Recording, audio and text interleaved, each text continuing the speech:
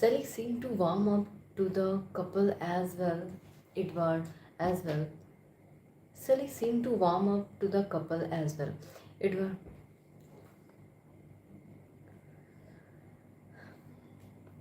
Edward was so officious in offering to help Sally in any way. Edward loved Edward loved sailing and boasted of his navigational skill.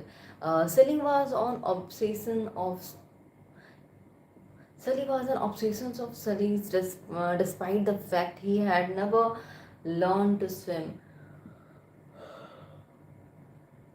Perhaps Edward could help him design the perfect sailing boat, and Jane began to intrigue him. And Jane began to intrigue him the more he spent time around her. Jane was so different from Mary. She never argued. She only looked at him admiringly and seconded everything he said. She was so cheerful he could be her teacher, instructing her in poetry, and she could be his new muse, a role his depressed wife could not fill anymore. He bought Jane a guitar and loved to listen to the song from India she seemed to know so well. She had a beautiful voice. She wrote poems in her honor and slowly became infatuated. Mary noticed all this. She knew well her husband's pattern. He was always looking for a woman very different from one he was with to inspire him and break the monotony of a relationship. His first wife, Harriet, had been more like Jane, pretty and simple, and so he fell for the much more complicated Mary. Now the pattern was repeating as he fell for the simpler Jane. But how could she take Jane seriously as a rival? She was so ordinary, he was simple, poeticizing her. He would eventually see her as he was and grow bored. May did not fear losing him. In 1822, the Sullys and Williams, now rather inseparable, decided to move together into a house further north along the coast, overlooking the Bay of Larissy. From the beginning, Mary hated the place and begged her husband to find something else. Mary hated the place and begged her husband to find something else. It was so isolated, it was not easy to find supplies. The local peasants seemed rather brutal and unfriendly. The two couples would would be completely dependent on their servant. Nobody beside Mary seemed interested in running the household, least all of Jen, who had proven to be quite lazy. But worse than everything, Mary had terrible foreboding about the place. She feared greatly for the fate of her child Percy. Only 3 years old, she smiled disaster in the walls of the isolated villa that they occupied. She became nervous and hysterical. She knew she was putting everyone off with her behavior, but she could not quell her anxiety. She knew she was putting everyone off with her behavior, but she could not quell her anxiety. Sally reacted by spending more and more time with Jen. Sally reacted by spending more and more time with Jen. Several months after settling at the villa, Mary had miscarriage and nearly died. Her husband attended to her for several weeks, and she recovered. But just as quickly, he seemed to become enamored with a new plan that terrified Mary. He and Edward has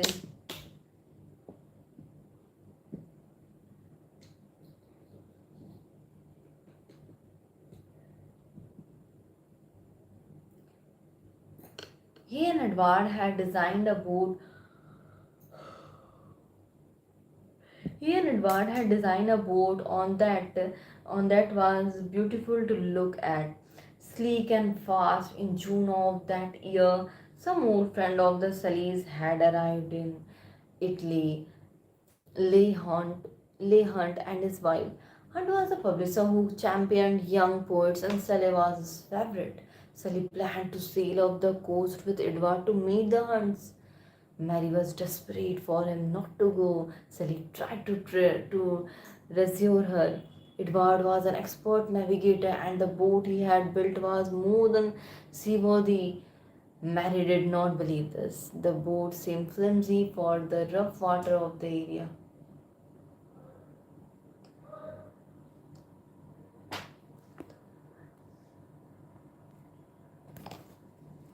Hi, Krishna. Thank you. Like this chapter name as Beware the Fragile Ego. And after reading few pages, I will tell you what about this chapter is. Okay? Give me some time.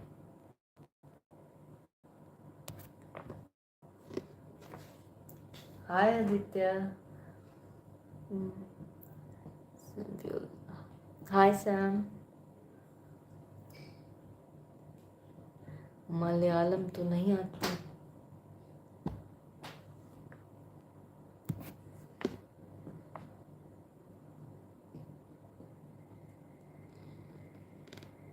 Hi, Mahmadi.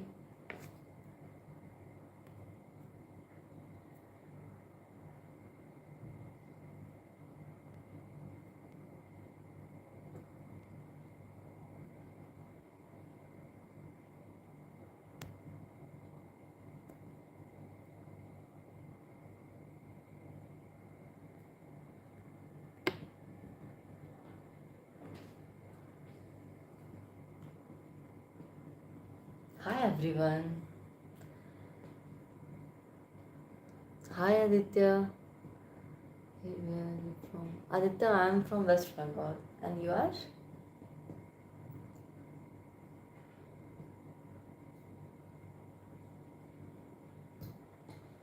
What do you call? Guntur. Is this a place then?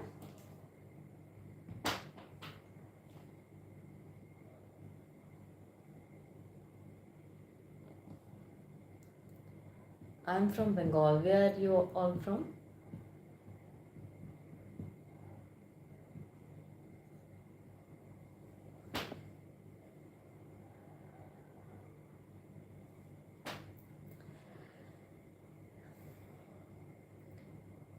ए, ये तो हो गया था ना.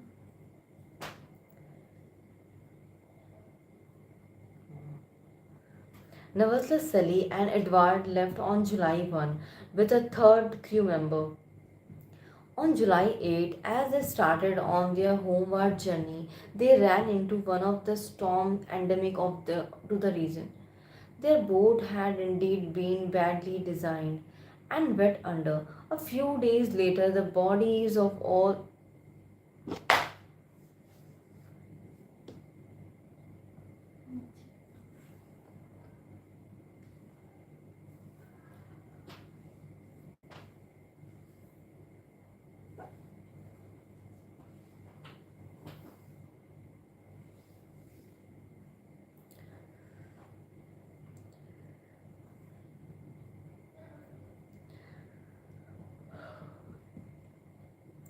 A few days later, the bodies of all the three were found. Almost immediately, Mary was seized with remorse and guilt. She played in her mind every angry word she had addressed to her husband, every critic of his work, every doubt she had instilled in him about her love. It was all too much, and she determined then and there that she would devote the rest of her making Sally's poetry famous. At first, at first, Jane seemed extremely broken husband and the depth of her mourning. She was not one to show her emotion as openly as Jen, but deep inside she suffered more than anyone. One other former friend were now acting cold as well. Only Lord Brian stood by her and they grew closer. Soon it became apparently that Sally's parents, who had been shocked by their son,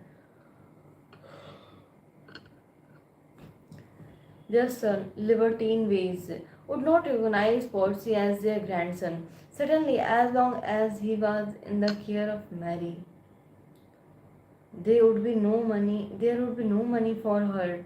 She thought the only answer was to return to London. Perhaps if the Sally family met Percy and saw what a devoted mother she was, they might change their mind.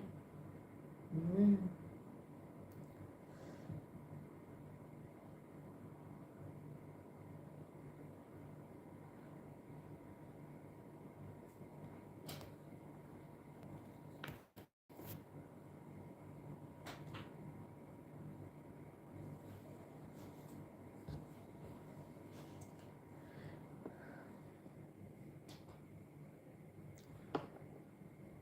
She wrote to Jane and to Hawk for their advice. She wrote to Jane and to Hawk for their advice. The two of them had now become close friends. Hawk seemed to think she would wait before returning. Hawk seemed to think she would wait before returning. His letter was remarkably cold. Here was yet another person who had suddenly become distanced. But it was the response of Jane that most surprised her.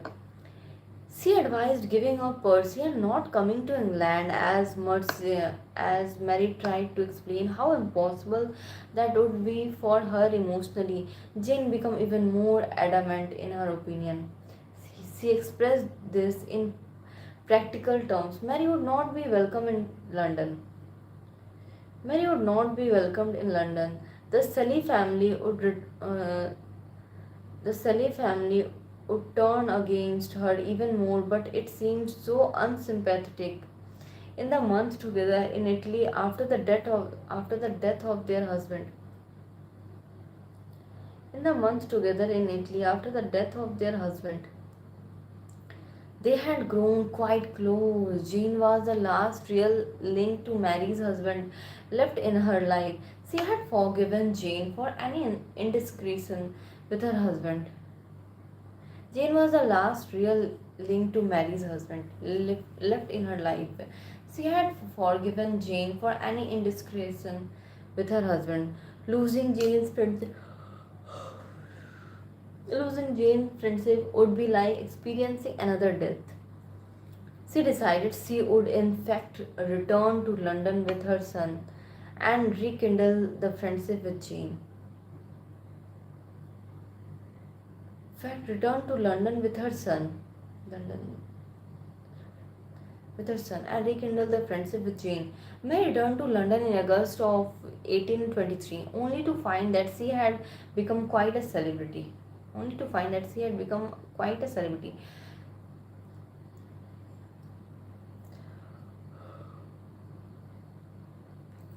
Frankenstein had been turned into a play that emphasized the horror element in the book. And it was quite a sensation. The story and the name Frankenstein now had seeped into popular culture. Mary's father now had become a bookseller and publisher. Came out with a new edition of Frankenstein with Mary clearly identified as author. The first edition was published anonymously. Mary, her father, and Jane went to see the play version, and it was clear now to all of them with an object of fascination Mary had become to the public. This was a slight, very gentle woman who had written such a powerful horror story. When Lord Byron died in Greece shortly after Mary's return to London, Mary became even more famous for she had been one of Brown's closest friends. All of the principal English intellectuals wanted to meet her, to find out more about her, Lord Brown and her husband. Even Jane was now back to her about her. back to her friendly self, although at times she seemed to withdraw from Mary. Despite her fame, Mary was unhappy. She did not want the attention because it was with endless gossip about her past and insinuation about her morality. She was tired of being looked at and judged. She wanted to hide herself and raised her son.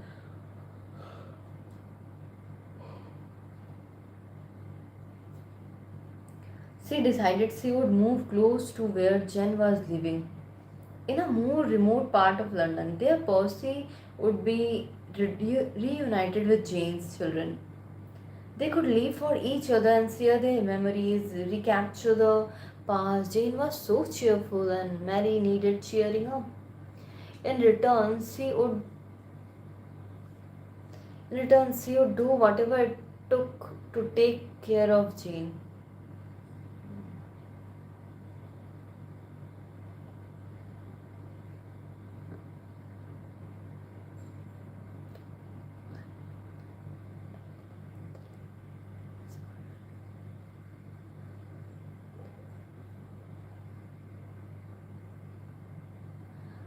Dhiman, whom do you talking about?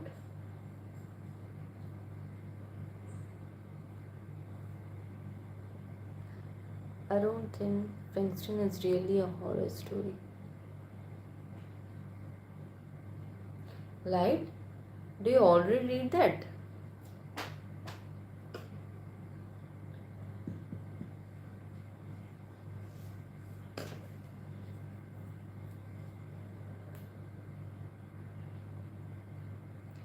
In the summer of 1824, of the two women saw much each other.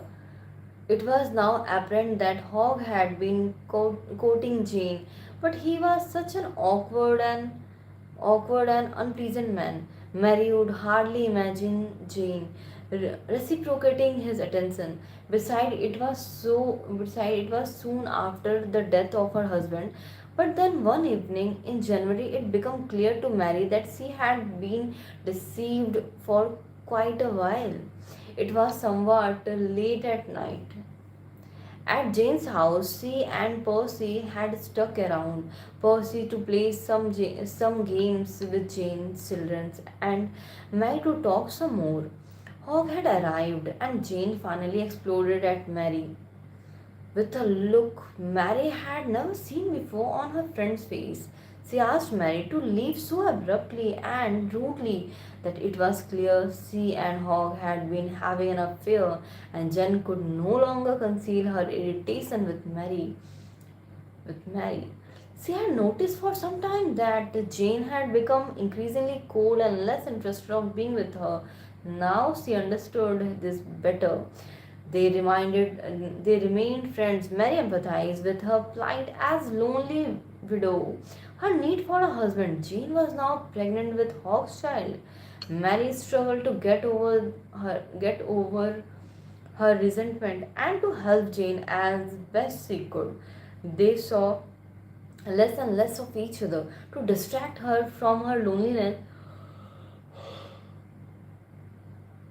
Mary best friend Mary befriended a beautiful young woman named Isabel Robinson who needed help. She had given birth to an illegitimate illegitimate illegitimate child. Illegitimate illegitimate child.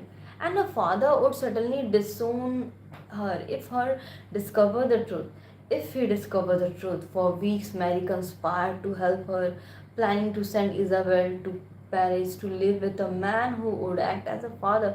The man in this case being a woman known as Miss Dodds, a notorious lesbian who loved to dress as a man and could easily pass for one. Mary delighted in furthering this plot, but before accompanying Isabel to Paris one afternoon, she received the shock of her life.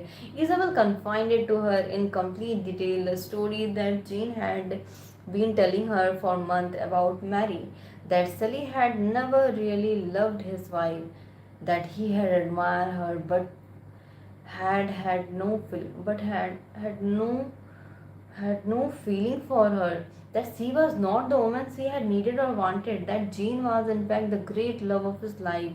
Jane had even hinted to Isabel that Mary had made him so unhappy that he had secretly wanted to die the day he left on his fatal sailing venture, and that Mary was somehow responsible for his death.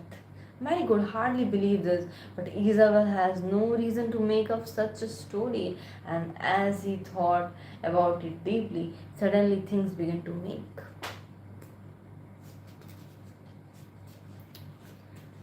It's a famous story. Oh,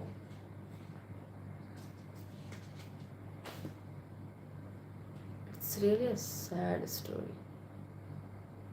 Hmm. You read all the stories and all the book. Very good. You're so talented, right?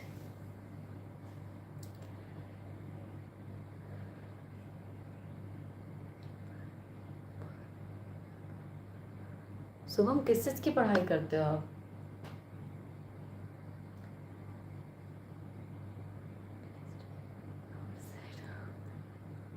Thank you, Light. I don't know the meaning of this word, and you helped me by telling the meaning. Thank you. Thanks a lot. Illegitimate means outside of marriage in this case.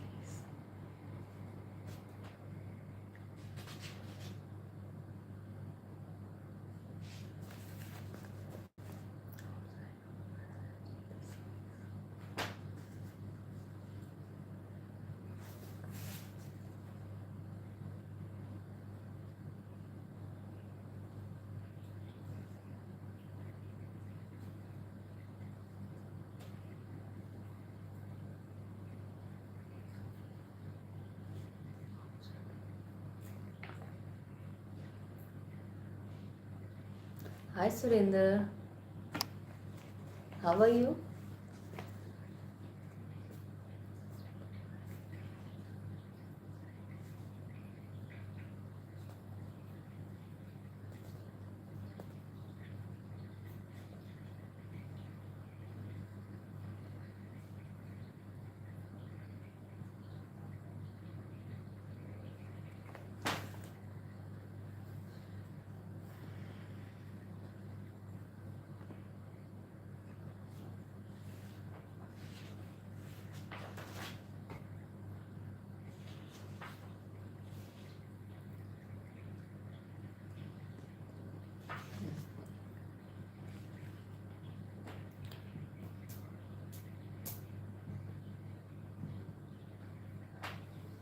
Surinder, I am writing the meaning of illegitimate.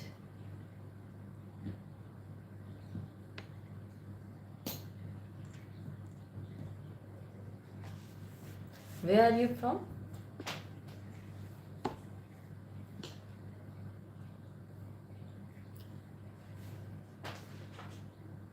Suddenly things begin to, and she thought about it more deeply. Suddenly things begins to make sense.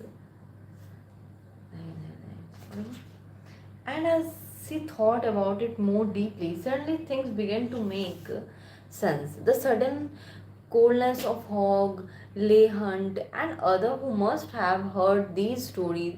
She looked Jane occasionally through at Mary when she was the center of attention in a group.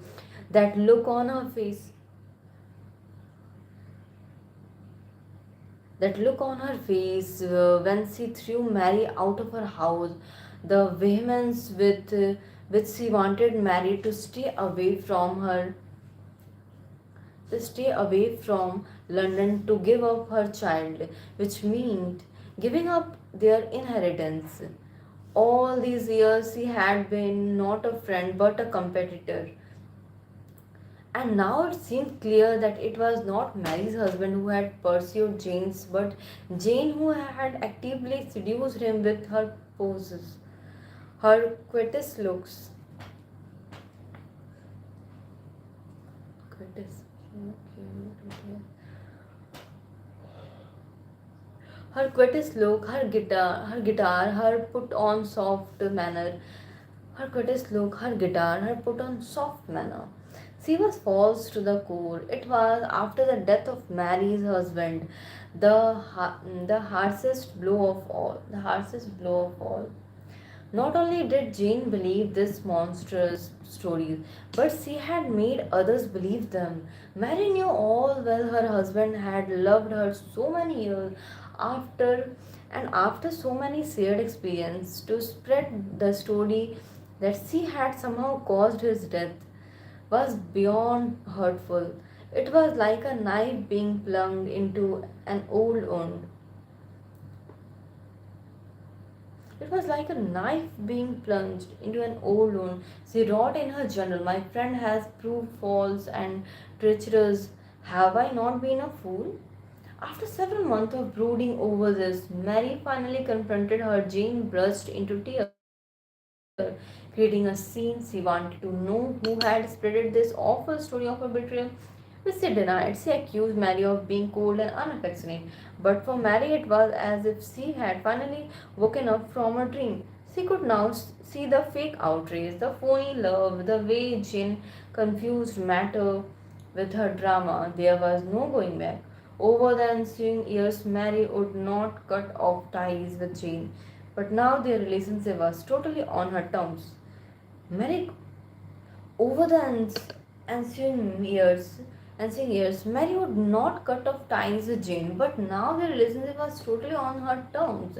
Mary could only feel some strange satisfaction to see Jane's life slowly fall apart. The relationship with Hawks turning into a disaster as Mary became more and more famous for her novel and her publishing of Shelley's poem. She mingled with the greatest writer and politician of her time and slowly cut off contact with Jane. She could never trust her again. As he wrote some years later after this affair in the journal, life is not ill till we wish to forget. Jane first inspired me with her miserable feelings, staining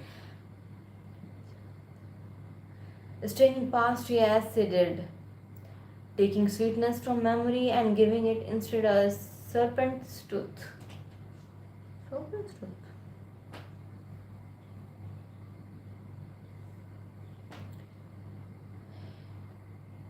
You look. Today I want to ask you something. Yeah, definitely. Surinder, ask what do you want to know?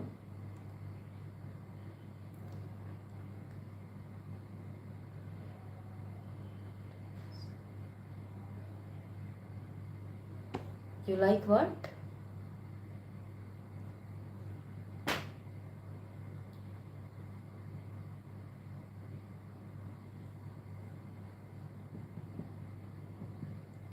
Interpretation.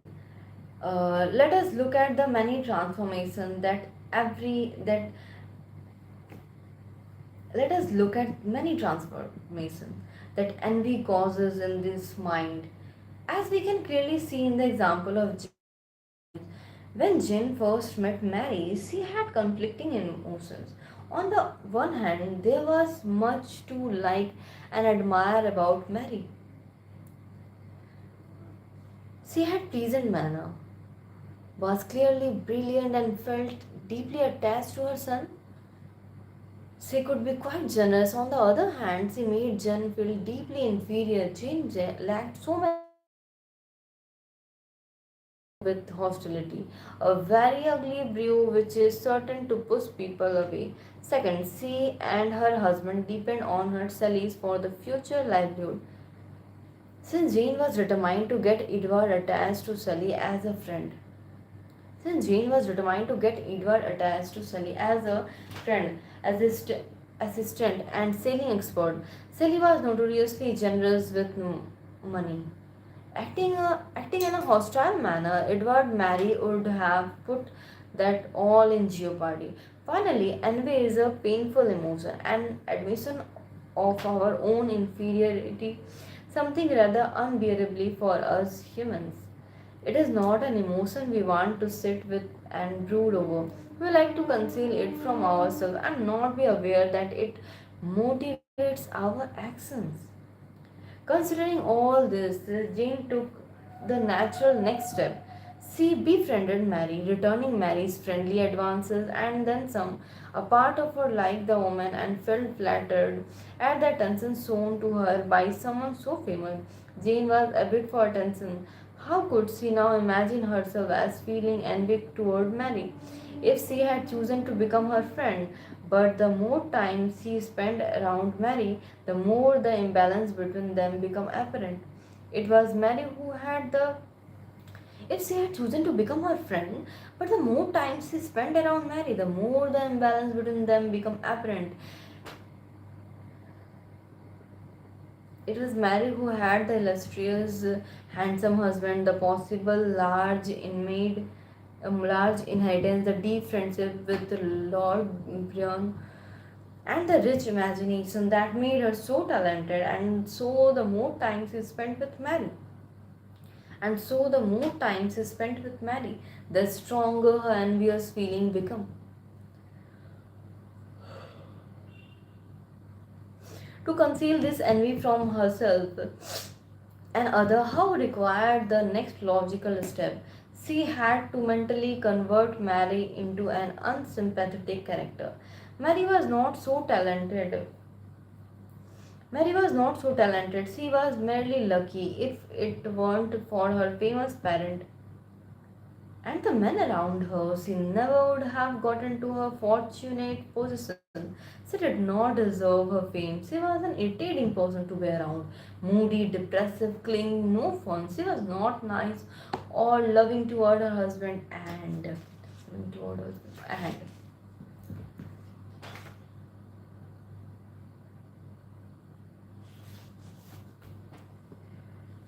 and was not much of a woman. As Jane went through this process, hostility began to overwhelm friendly feeling.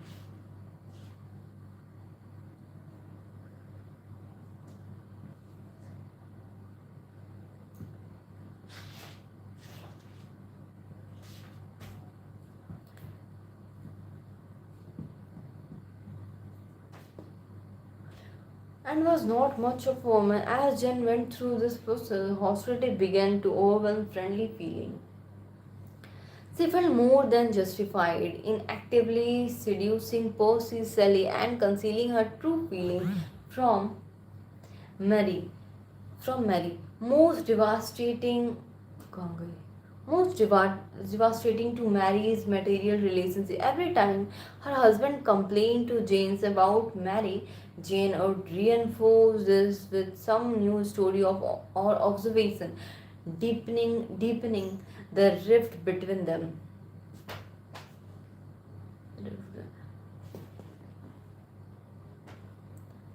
Hey Rupa, you should interact with people. Yes, I do, Surinder. But after completing my one or two page.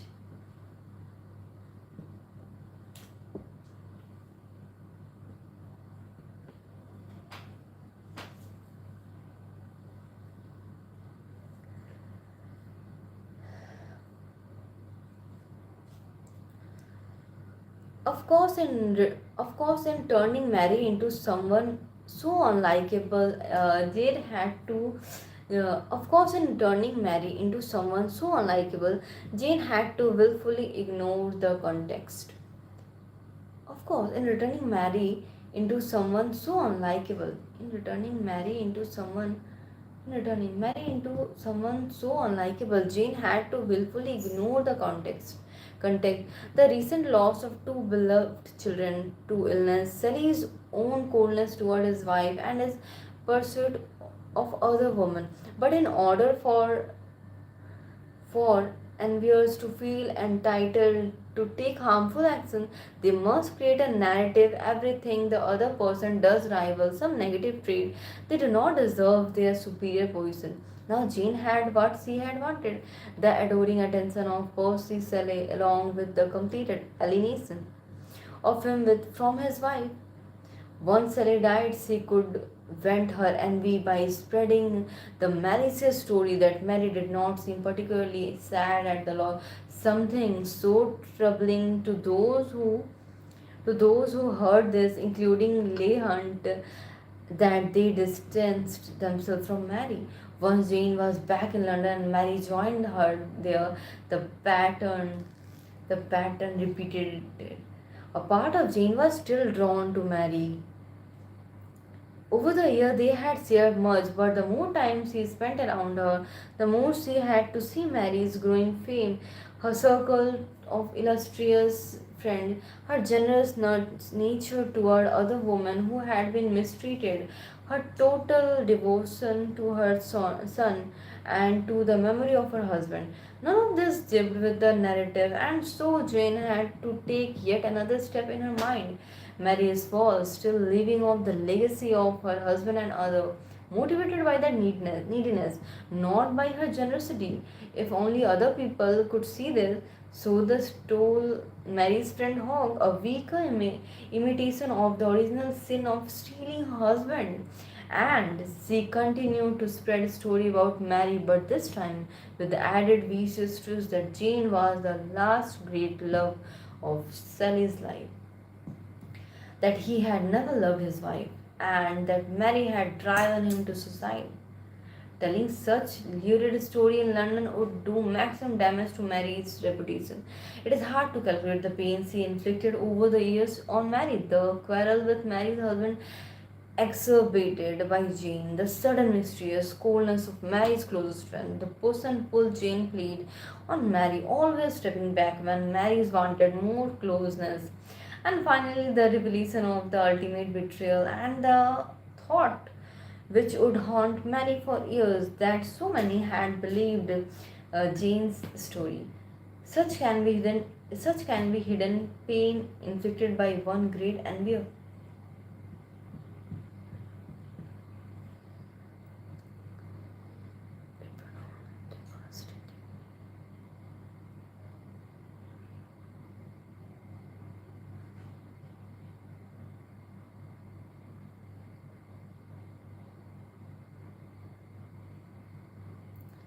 Yes, right.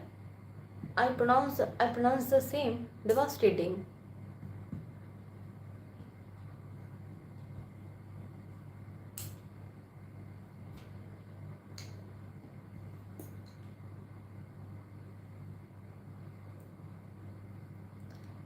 Do you think I pronounced the wrong? But I didn't think so.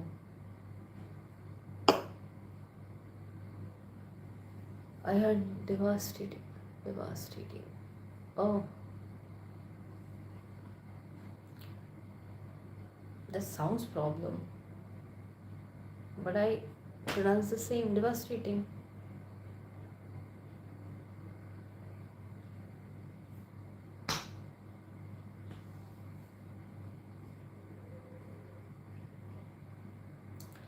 Light, can you tell me the meaning of rift? RIFT?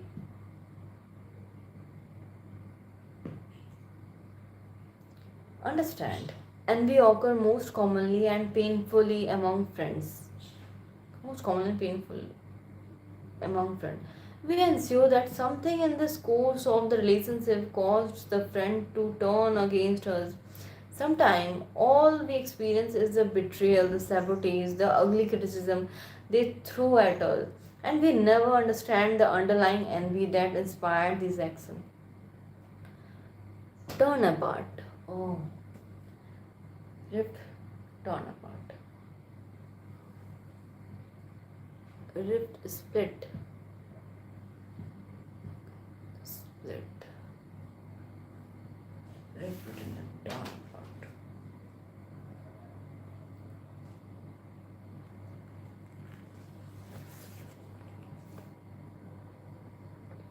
Split. Oh.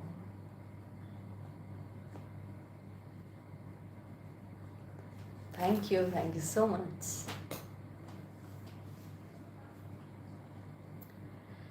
But we need to grasp is something paradoxical. What we need to grasp is something paradoxical. People who feel envy in the first place are often motivated to become our friend. People who feel envy in the first place are often motivated to become our friend. Like Jane, they feel a mix of genuine interest, attraction, and envy. If we have some qualities that make them feel inferior, uh, become our friend, they can disguise envy to themselves. They will often go even further, becoming extra attentive and impatient to secure our friendship. But as they draw closer, the problem get worse. The underlying envy is continually stirred. Stirred. Can you tell me the meaning of stirred? STIRRED. Stirred. The underlying envy is continually stirred. The very trait that might have stimulated feeling of inferiority. The very trait that might have stimulated feeling of inferiority. The good position, the solid work ethic, the likability are now being witnessed on a daily basis. And so, as with Jane, a narrative is gradually constructed. The envied person is lucky, overly ambitious, not nearly so great. As our friend envious can discover our weak point and what will would the most from within a friendship, they are better positioned to sabotage us, steal our spouse, spread mayhem, spread mayhem. Once they attack us, we tend to feel guilty and confused. Perhaps I desired some of their criticism. If we respond angrily, this only feeds the narrative of our unlikable nature. Because we were friends, we feel doubly wounded and betrayed. And the deeper the wound, the greater the satisfaction for the envier. We can even speculate that the envier is unconsciously drawn to be friending the envied person in order to have this wounding power. The envied person in order to have this wounding power. Although such fatal friends are elusive and tricky, there are always warning signs. Learn to pay deeper attention to your first impression. There are always warning signs. Learn to pay deeper attention to your first impression. If only Mary had done so, often we intuit that the other person is false, but then forget this as they make friendly overtures. We always feel better about people who seem to like us, and envious know this well. Rely upon the opinion of friends and natural and neutral third party. Many friends of Marriott found Jane convincing and even a bit scary. The envy of the friend will also tend to leak out in certain looks and and disparaging comments. Envy will give puzzling advice, something that seem against our interest but well reasoned on their part. They want us to make mistake and will often try to find a way to lead us into them. Any success, they want us to make mistake and will often try to find a way to lead us into them. They want us to make mistake and will often try to find a way to lead us into them.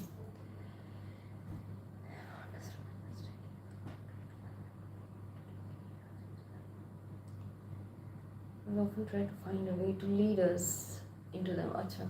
Any success or increase in attention that we experience will cause greater leakage of their true feeling. Any attention that we experience will cause greater leakage of their true feeling. It is not a question of becoming paranoid, but simply of being alert. Once you pick up some sign of possible envy, learn to spot the types particularly prone to feeling envy. Particularly prone to feeling envy. Before you become too enmeshed in their drama, it is hard to measure what you will gain by avoiding. It is hard to measure what you will gain by avoiding an envy attack. What you will gain. What you will gain by avoiding an envy attack. You will gain by avoiding an envy attack.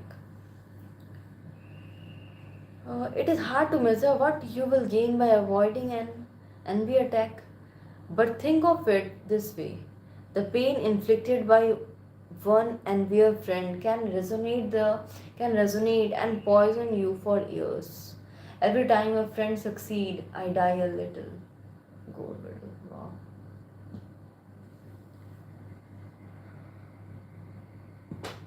Still, it means like baat ghumana. Okay.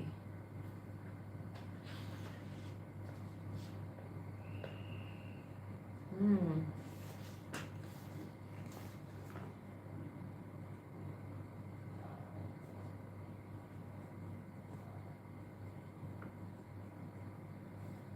Okay. Thank you. The underlying नहीं कहाँ गया? The underlying envy is continually stirred. Okay. बात ghumana.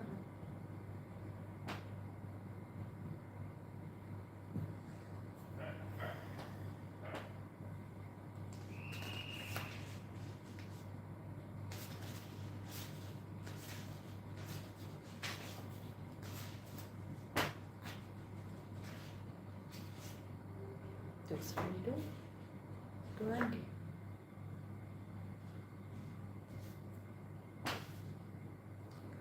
Okay, light. That's all for today. Thank you for being here and helping me so much. Thank you. Tata. Bye bye. See you tomorrow. Good night and take care.